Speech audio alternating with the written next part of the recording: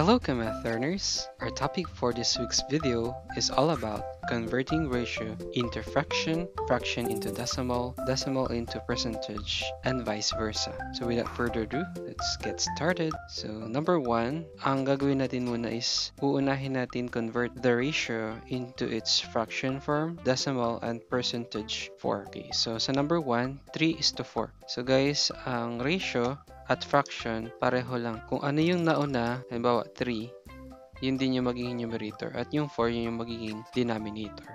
So, ang fraction natin is 3/4. Ngayon, paano natin i-convert into decimal? So guys, itong 3/4, ibig sabihin yan, 3 divided by 4. So guys, para ma-divide ito, lalagyan natin ng decimal. So, lalagyan natin dito. So, 3 divided by 4 is 0. 0 times 4 is 0. Bring down 3 and add 0. 30 divided by 4 is 7. 7 times 4 is 28. 2. 30 minus 28 is 2. Add 0. 20 divided by 4 is 5. So the final answer is 0.75. So guys, ganun mag-divide ng, so yung fraction 3/4, ibig sabihin 3 divided by 4 is 0.75 or 75 hundredths yung decimal niya. Sa percentage naman guys, ita-times lang natin yung 0.75, ita-times lang natin siya into 100. Kasi yung percentage, kasi kapag sinabing percentage is percent. Yan. Per 100. Yung cent is 100. So, ita-times natin siya into 100. So, 0.75, meron tayong technique dyan. Kung ilang yung 0, dalawa kasi yung 0 dito sa 100. So, i-move lang natin yung decimal point 2 places to the right.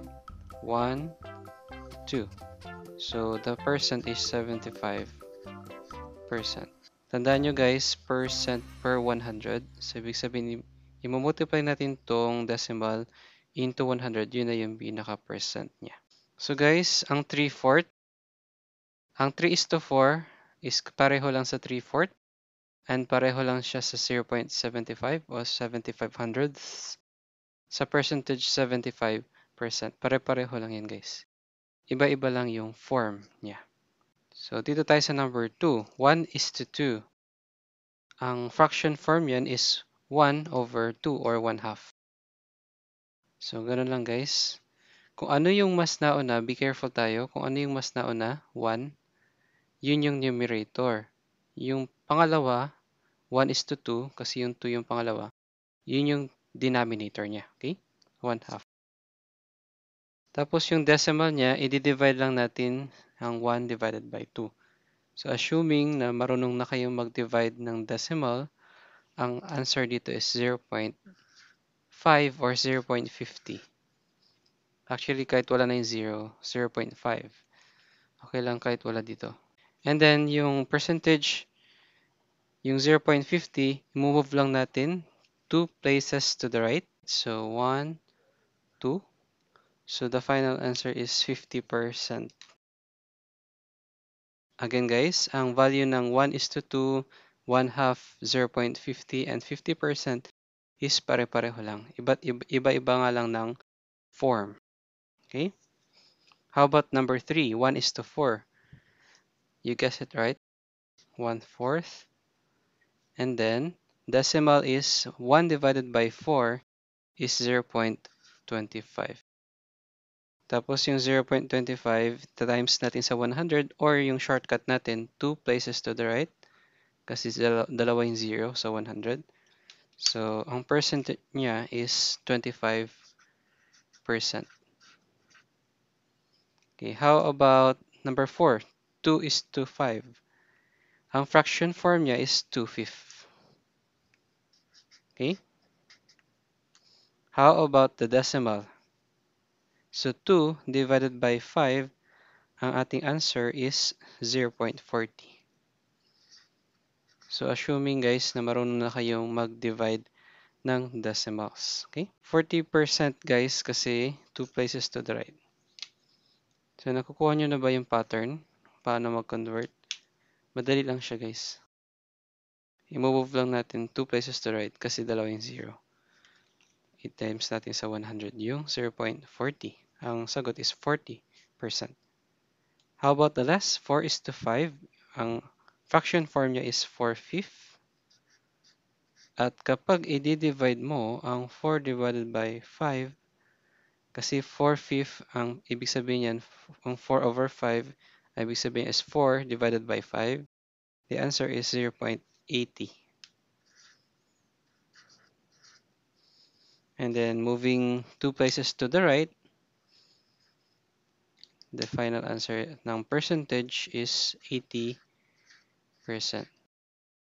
Sa ratio guys, ang ano pala dyan guys, dapat simplified na agad siya. Bakit simplified na agad? Kasi para sa fraction, simplified na rin. Kasi kung dito sa ratio ay hindi mo pa sinimplify, sa fraction kailangan mo isi-simplify. So dito pa lang dapat simplified na siya. Halimbawa guys, ang ating ratio is 6:9. Kailangan natin siyang i-simplify. Kasi pwedeng i-divide siya both sides by 3. 6 divided by 3 is 2. Tapos 9 divided by 3 is 3. So 2:3 dapat. Ito yung kanyang simplified ratio. Okay guys? Para yung 2:3, ang magiging fraction niya is 2/3. Okay guys? So kapag meron kayong na-encounter na ganito, dapat i-simplify nyo muna yung ratio para sa fraction, simplified na rin. So sa fraction naman, i-divide mo lang yung numerator divided by denominator para makuha mo yung decimal. Okay? So ito namang decimal, ita-times mo sa 100 or move 2 places to the right. Yan. Kaya times 100 or 2 places to the right. Kaya makukuha mo na yung percentage. Paano kung hindi naman ganito? Kasi minsan yung kapag dinivide mo yung fraction, marami yung kasunod na numbers. Halimbawa, yung 2/3 magiging 0.6666. Ganito. Yung decimal niya is 0.66666. Ayan. Maraming 6. So, guys, depende sa instruction kung saan mo to the nearest decimal places mo siya i-round off. Minsan, depende sa instruction, guys, no? So, halimbawa, to the nearest hundreds siya. So, pwede mo siyang gawing 0.67. Okay, guys? So, depende sa instruction kung ano ang gagawin natin para ma-simplify yung decimal. Halimbawa, to the nearest hundreds, ito yung hundreds. So, yung katabi niya is 6. So, 0.67 yung decimal ng 2/3. Okay, guys? Tapos yung kanyang percentage, edi 67%. Okay, so tapos na tayo sa paano mag-convert ng ratio into fraction form, into decimal form, and into percentage form. How about kung babaliktarin natin? Meron tayong percentage, i-convert natin into decimal, into fraction, and i-convert natin into ratio. So next slide please. Okay, so hello guys ulit. Paano naman kung i-convert natin from percentage, meron tayong percent, i-convert natin to decimal, into fraction, and into ratio form. So 60% kanina nag-times tayo sa 100. Ngayon, i-divide naman natin siya by 100. Okay? So baliktad lang guys, kabaliktaran. Kung nag-multiply ka kanina, ngayon naman divide. So yung shortcut natin ulit, di ba yung 60%, no? Halimbawa ganito. Diba 60? Yung decimal point niya nandito sa dulo. So, i-move mo siya 2 places to the left naman. Kasi kanina to the right, ngayon to the left. 1, 2. So, dito na yung kanyang decimal point. Ito na. Ito na yung ating decimal point. So, 0.60. Pwede mong lagyan ng 0 dyan. 0.60 yung ating decimal. How about yung fraction? So guys, itong 0.60, pwede nating basahin as 60 hundredths. So, ang ibig sabihin niyan, 60 over 100. 60 hundredths. So, yung 60 over 100, pwede mo siyang i-simplify. Kasi yung GCF niya is 20. So, 60 divided by 20 is 3. And 100 divided by 20 is 5. So, ang ating fraction form ng 60% is 3/5. So guys, huwag niyong kakalimutang i-simplify yung fraction form niya, okay? Kasi kung 60 over 100, pwede pa yung ma-simplify, kaya hindi pa yun yung final answer natin sa fraction form ng 60%. How about ratio? So madali lang ito kasi alam na natin yung fraction, edi 3:5. Guys, kung ano yung numerator, yun yung mauuna dito sa ratio natin. Kung ano yung denominator, yun yung ikalawa. Okay, huwag yung pagpalitan. So, ganun lang guys.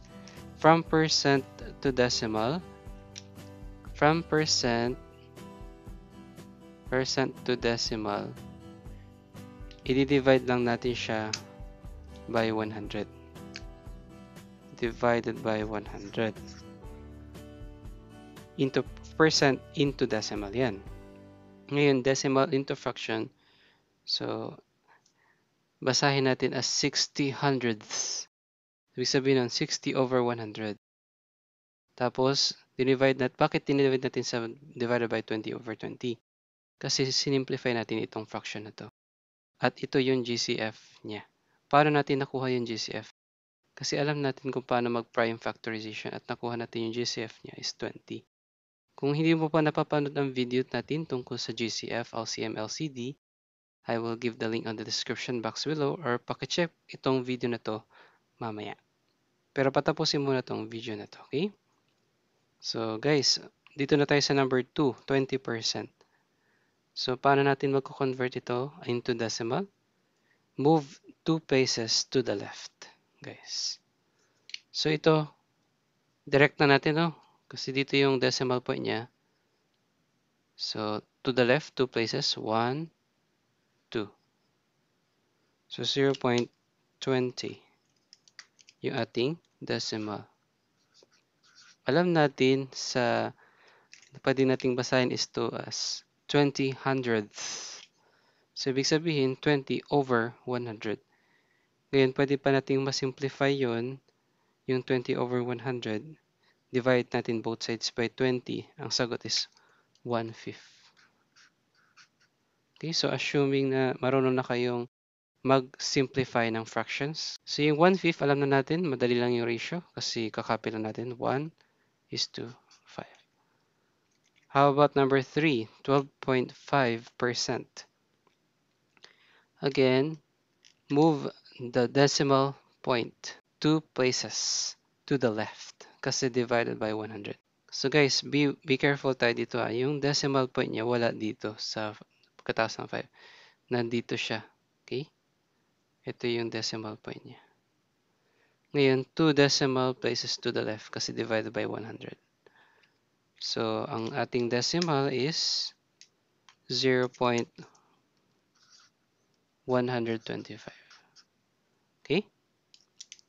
So, ito, pwede nating basahin as 125 thousandths. So, ganito siya guys. 125 thousandths or over 1,000. Parang ganyan yan, no? Pero again guys, simplify niyo yung fraction. Alam natin ang GCF dito is 125 din. So the final answer sa fraction is 125 divided by 125 is 1. 1,000 divided by 125 is 8. So ito yung fraction ng 12.5%, 1/8. Okay guys? How about the ratio? 1:8. So, madali lang kapag fraction into ratio, no? Ang mahirap lang medyo dito sa decimal into fraction. Kasi dapat marunong kang mag-simplify ng fraction. Okay? So, dito tayo sa number 4, 125%. So guys, kapag nakita nyo na above 100 na siya, ibig sabihin meron siyang whole number. Hindi lang siya fraction, okay? So yung 125%, i-move natin 2 places to the left. So ito yung kanyang decimal place sa after ng 5. 2 decimal places, 1, 2. So ang ganyang decimal is may whole number. Siya no, 1.25. Hindi 0 ah. So sa fraction naman, alam natin na ang 25, so meron din siya guys na whole number. Kukunin natin yung whole number niya, 1. So meron siyang 1 dyan guys. 1 yung whole number. And then 25, ito pwedeng basahin as 1 and 25 hundredths. So yung 25 over 100, pwede nyo i-simplify guys. Divide nyo both sides by 25. Ang sagot is 1/4. So ang ating fraction or mixed number natin is 1 and 1/4. Guys. So yung 125%, ang equivalent niyo sa fraction is 1 and 1/4. Or pwede rin siya guys na maging 5/4 kung gusto niyo ng improper fraction. Pero yung ratio guys, 5:4. Guys, no? So, huwag kayong malito guys. Itong fraction, ay itong mixed number at yung proper fraction na ito, pareho lang yung value niya. Guys. Pinakita ko lang sa inyo na ito yung improper fraction para madali nating masagutan yung ratio. Okay? So, kinonvert natin itong mixed number into improper fraction para madali nating masagot yung ratio. Okay, dito tayo sa last, number 5, 62.5%. How to convert it into decimal. We divide 62.5 by 100. So, into decimal divided by 100. So, 2 places to the left. Okay. So, the final answer sa decimal is 0.625 thousandth. Again, guys, itong 0.625 or 625 thousandth, kung paano basahin siya, no? I-simplify natin, ang sagot natin, guys, is 625 over 1,000. Ang sagot is 5/8.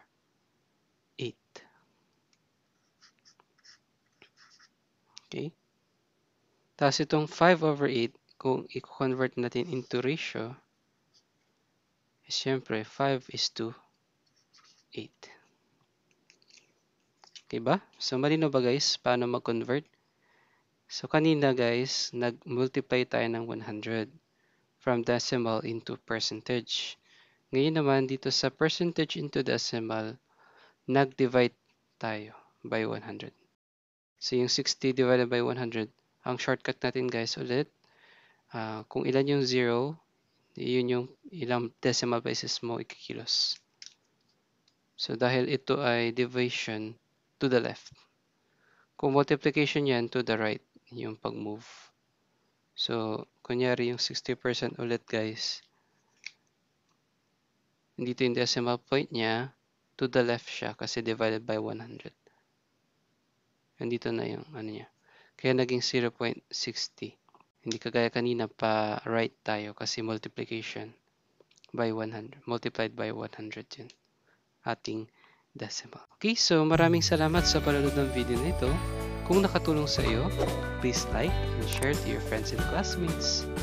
At huwag mo rin kakalimutan na mag-subscribe sa ating YouTube channel, Learn Math PH. Please subscribe because in our channel, you will find and learn a clear and simple explanation to math lessons and ideas, and also step-by-step solution and how to improve your math problem-solving skills. Kaya laging tandaan ng ating outro message, every problem there is and there's always has a solution. So, love lots, keep smiling, and keep learning. Salamat! See you in our next video. Bye-bye!